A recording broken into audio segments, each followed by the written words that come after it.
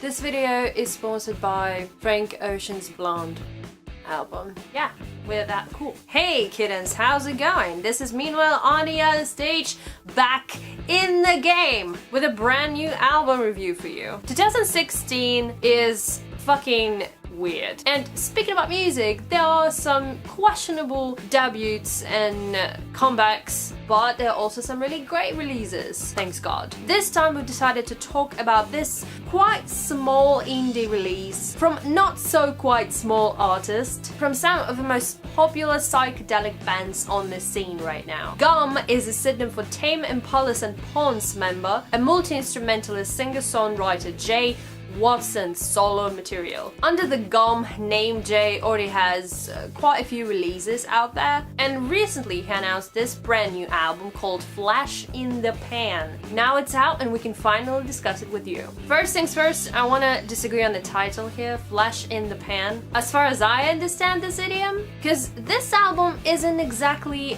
a flash in the pan. GUM's new release feels so right and so well put it together. And re-listening to previous stuff from GUM, this new album feels much more significant and accomplished to me rather than the last ones. But it's just my personal opinion on this subject matter, and you may and very welcome to disagree on it. Anyway, this indie synth pop mixed with psychedelic Tame Impala Pondian rock school works really well here. Don't think though, please, that this album is for Tame Impala and Pond's fans only. What Jay provides here on this release is this wide look to the psych music fashion. First single into the album, GEMINI.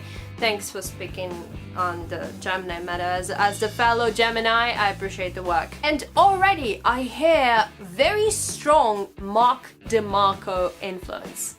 Mark DeMarco. I'm not sure if Mac is actually connected with album's production or connected with anything here, but he actually might be, because he and Jay are quite good buds in real life.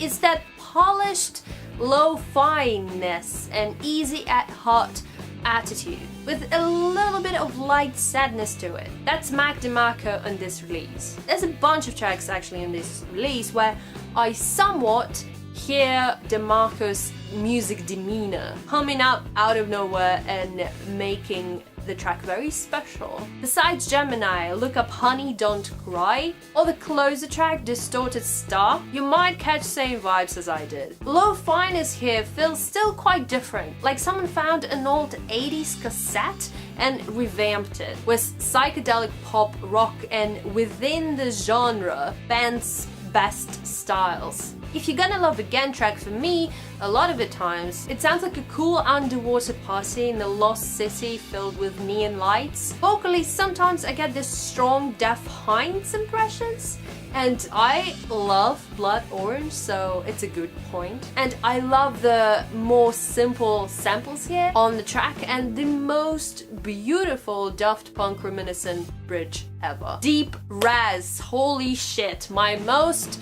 favorite track here. This is a very cool, new wavy, absolute chaos electronic punk kind of track. You are trying to pull out the amazing guitar solos from out there, but you can't really fully do it because I think they are reversed. Plus this very cool sounding weird music effects throughout the whole track. Fantastic. There are some electro nostalgic ballady cuts on the album, like Ophelia and Honey Don't Cry. There are tracks like Deep Heat with its amazing guitars and synth cuts. I got a bit of Foles vibes from some guitars on this track. Deep Heat reminds me of this classic rock hits from back in the day. Like, you know, from this internationally huge famous bands. Blasting arenas material music, kind of like.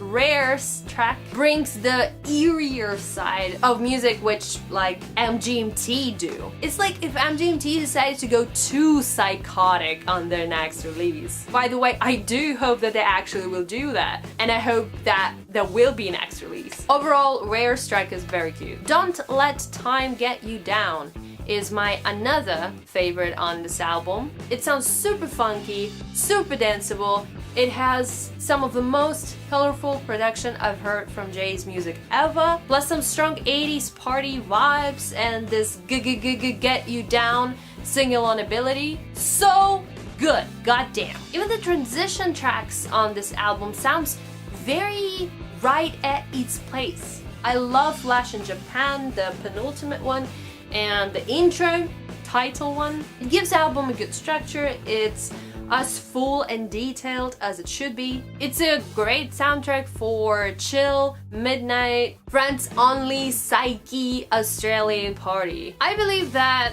this is the side of modern electronic and pop music that you need to crave from time to time. Plus Jay brings as well some of the rock heritage right here on this release, which also fits greatly. So yeah, if you like Impala, Pond, Temples, Koi Child and MGMT and want to hear the electronic version of somewhat Mark DeMarco sounding, man, listen to this album and we guarantee you'll dig it. It's not the record of the year material, but it's good produced, good structured album with some great hits like Deep RAZZ. Love this track. GEMINI and Don't Let Time Get You Down. Let us know what do you think about the release in the comments down below. If you know any information about the production of this release, share with us in the comments by mentioning us on Twitter. All the links are in the description. We are genuinely interested to know that information.